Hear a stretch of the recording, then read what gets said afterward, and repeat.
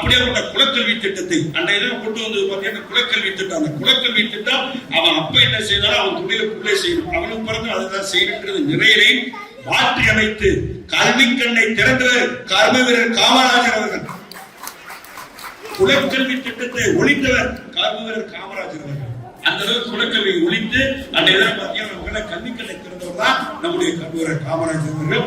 அப்படிப்பட்ட பாசறையில் இருந்து கொண்டுதான் அருமை நண்பர் நம்முடைய நாராயணன் அவர்கள் அதே பாலிசை இன்றைய தினம் எப்படி அவர் வந்து ஆட்சி அதிகாரத்திலிருந்து அகில இந்தியாவில் பல பிரதமர்களை திருமதி இந்திரா காந்தி உள்ளிட்டு பல பிரதமர்களை உருவாக்கினாரோ, பல மாநிலத்தினுடைய முதல்வர்களை உருவாக்கினாரோ, 9 ஆண்டு காலம் சிறையில் இருந்தால், 9 ஆண்டு ஆட்சிப்படத்தில் இருந்தால் ஆட்சிப்படத்தில் இருந்தவர் அவருடைய சார்ந்திருக்கின்ற கட்சிப்படத்தில் அமர்ந்து கொண்டு அகில இந்தியாவில் இருக்கின்ற அரசியல் அமைப்பை மாற்றி காமித்த பெருமை கர்ம வீரர் காமராஜர்.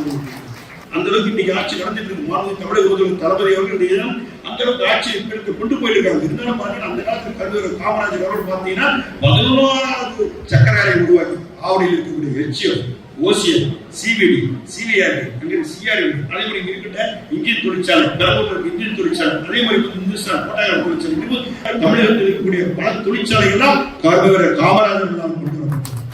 கர்ம வீரர் காமராஜர் தன்னுடைய ஆட்சி பலத்தை தன்னுடைய அதிகாரத்தை கையில் வைத்துக் கொண்டு அவர் மக்களுக்கு சேவை செய்தார். ஆனால் அருமை நாராயணன் அவர்கள் தன் சொந்த பணத்தை அவர் விட்டு சென்ற பணிகளை இந்த சமுதாய மக்களுக்காக தன்னை முழுமையாக அர்ப்பணித்து செய்திருக்கின்றார். ஆகவே அப்படிப்பட்ட அருமை நண்பர் என்ற அன்பு சகோதரர் நாராயணன் அவர்கள் பல்லாண்டு வாழ வேண்டும், 1000 பிறகு வாழ வேண்டும். இது ஒரு சுயநலத்துக்காண்டி சொல்றேன். ஏன்னா இந்த நாடார் சமுதாய மக்களுக்காக தன்னை முழுமையாக அர்ப்பணித்துக் கொண்டிருக்கின்ற இவர் வாழும்போது அவருடைய நிலையில் அந்த சமுதாய மக்கள் தான் சீரோடும் சிறப்போடும் பல குலத்தில் பல விதத்தில் அவர்கள் பயனடைவார்கள் என்ற நோக்கத்தோடு அவர் வாழ வேண்டும் என்று வாழ்த்தி இந்த 35 ஆண்டு காலம் வீடு நடைபெற்று வருகிற நாடார் இந்த சங்கம் மேலும் மேலும் வலுப்பெற்று 100 ஆண்டு காலமும் அதற்கு மேலும் இது வாழ வேண்டும், வளர வேண்டும் என்று என்னுடைய வாக்குகளை கூறி உங்கள் அனைவருக்கும் என்னுடைய நன்றி கூறி விடைபெறுகின்றேன். நன்றி.